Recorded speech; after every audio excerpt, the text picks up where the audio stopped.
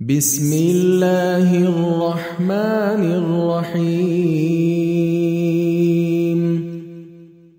إذا زلزلت الأرض زلزالها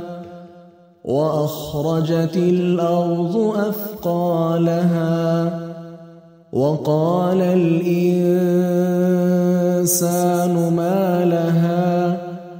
يومئذ